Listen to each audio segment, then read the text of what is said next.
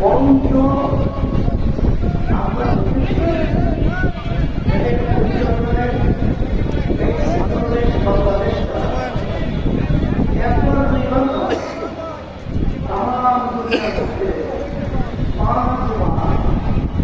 চোরের দিক থেকে দুর্নীতির দিক থেকে ফাঁস করেছে। আমরা এদের পরিচালনা কি পেয়েছি? যখন মানুষ রাস্তায় ফেলেছিল, রাস্তা থেকে খুন হয়ে গেছিল, ঘরের ভিতরে থাকা অবস্থায় খুন হয়ে গেছে, মায়ের সন্তান হারা হয়েছে, অনেক সন্তান এতিম হয়েছে।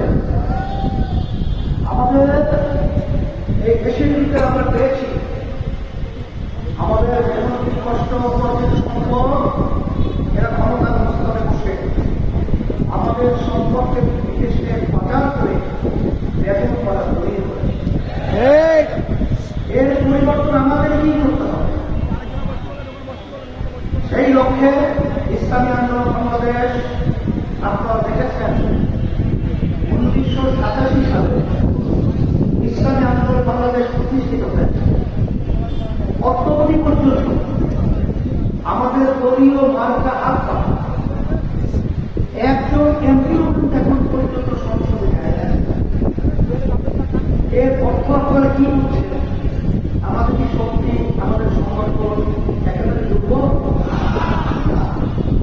আসলে আমরা যেটা দেখেছি এর বিভিন্ন সময় স্বার্থান্বেষী সময় আমাদের আলেমদেরকে, আমাদের ইসলামের নামে দলদেরকে, আমাদের স্মরণ করা মানুষদেরকে বিভিন্ন সময় মুখ মতো সুন্দর সুন্দর বক্তব্যের মাধ্যমে আমাদেরকে বোকা দিয়ে ওরা আমাদেরকে সিঁড়ি হিসেবে ব্যবহার করে ক্ষমতার মস্তকে বসে বারবার আমাদেরকে প্রতারিত করেছে, আমাদের দেশের টাকা পাচার করেছে, আমাদের মায়ের দল খালি করেছে, আমাদেরকে খুন করা হয়েছে, আমাদেরকে খুন করা হয়েছে।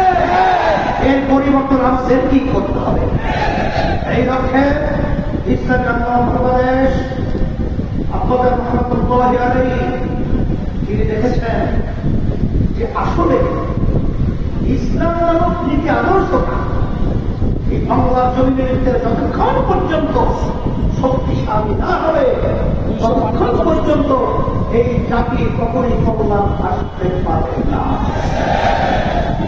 এই ইসলামী আন্দোলন বাংলাদেশ আল্লাহ রহমত আপনাদের দোয়ায় কখনই ওই বোকাবাজের বোকায় বই আমরা কখনই তাদের সিঁড়ি হিসাবে ব্যবহৃত হই নাই।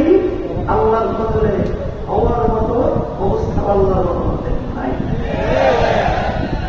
আপনারা দেখেছেন ইসলামী আন্দোলন বাংলাদেশ প্রতিষ্ঠিত হয়েছে ন্যায়ের পক্ষে, অন্যায়ের প্রতিবাদে।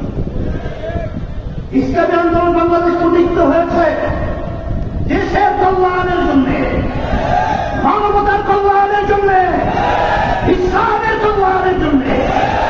বাস্তবতা হল আপনারা দেখবেন যখন ইসলামের বিরুদ্ধে